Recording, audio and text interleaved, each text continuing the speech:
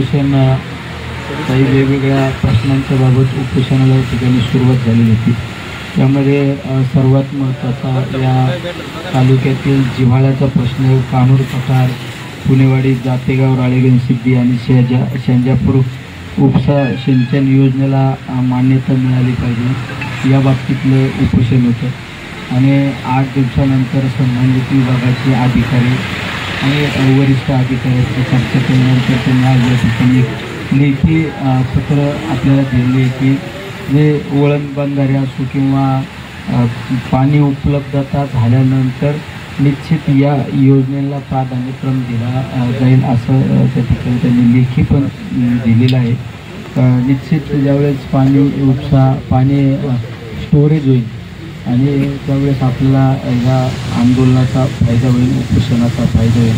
नेहमी भूमिहीन शेतकरी संघटना संतोषरावांच्या नेतृत्वाखाली काम करणारी ही सगळी मंडळी अतिशय पोटतिडकीने नेहमी समाजातील वंचित घटकांसाठी आणि शेतकऱ्यांसाठी लढणारी ही संघटना आहे। त्यामुळे मला सुद्धा एक अभिमान वाटतो की नेहमी राजकारणाच्या विरहित समाजासाठी आपण काहीतरी केलं पाहिजे या भावनेने काम करणारी ही मंडळी आणि आज त्यांच्या आंदोलनाला त्यांच्या उपोषणाला कुठंतरी थोड्या प्रमाणात जरी यश आपल्याला आज पाहायला मिळत असेल पण या सर्व प्रक्रियेचं हे केंद्रबिंदू असणार आहे। भविष्य काळामध्ये या सगळ्या योजना होणारच आहे, या तालुक्याला पाणी येणारच आहे, तर त्याची जर त्याच्या नावाने जर कधी इतिहास लिहिला जाईल तर त्यावेळेस भूमिहीन शेतकरी संघटनेचं नाव घेतलं जाईल। कारण सुरुवात या ठिकाणाहून झालेल्या या सर्व मंडळींच्या माध्यमातून सुरुवात झालेली आहे। मला त्यांनाही धन्यवाद देतो। समाजासाठी किती त्याग करावा याचं उत्तम उदाहरण म्हणजे हे आमचे सर्व मंडळी नेहमीच संघर्षशील। आम्ही सुद्धा त्यांच्याबरोबर काम करत असताना आम्हाला सुद्धा एक अभिमान वाटतो की त्यांनी समाजासाठी झटणारे 24 तास 365 दिवस फक्त समाजाचं हित, आमच्या शेतकऱ्यांचं हित जोपासणारी ही सगळी मंडळी आणि त्यांच्या नेतृत्वाखाली भूमिहीन शेतकरी संघटना अतिशय चांगलं काम तालुक्यात म्हणजे राज्यात काम करत आहे। पुढे त्यांनाही पुन्हा एकदा धन्यवाद देतो।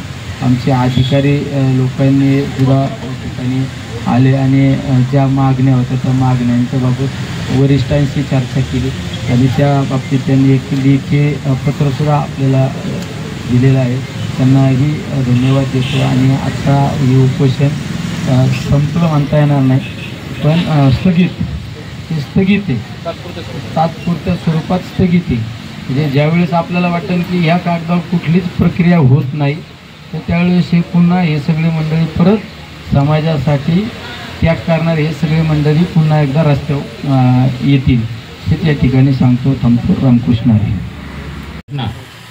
पठार भागाला पाणी मिळावं आणि सरसकट कर्जमाफी मिळावी यासाठी उपोषणला बसले असताना निश्चितपणानं आपल्या पारनेर तालुक्याचे भूमिपुत्र आणि दक्षिणचे खासदार सन्माननीय निलेशजी लंके साहेब यांनी 4 दिवसापासून प्रशासनाशी संबंध ठेवून आज या ठिकाणी पिंपळगाव धरणाचे उपविभागीय अभियंता या ठिकाणी आलेले आहेत आणि त्यांनी आश्वासकपूर्वक 2 महिन्यात मॅपकोच कंपनीचा रिपोर्ट आल्यानंतर प्रशासन पातळीवरती खासदार साहेबांसमोर शब्द दिलेला आहे की आम्ही ही गतीनं काम करू अशी अपेक्षा म्हणून आम्ही आज संतोषजी वाडेकर आणि त्यांचे सर्व सहकारी उपोषण सोडत आहेत। परंतु जर न्याय मिळाला नाही तर आम्ही खासदार साहेब सांगतो की 2 महिन्यानंतर आम्ही पुन्हा उपोषणात बसू, परंतु उपोषणात बसण्याचं प्रवृत्त प्रशासनानं करू नये आणि त्याची दखल माननीय खासदार साहेबांनी घ्यावी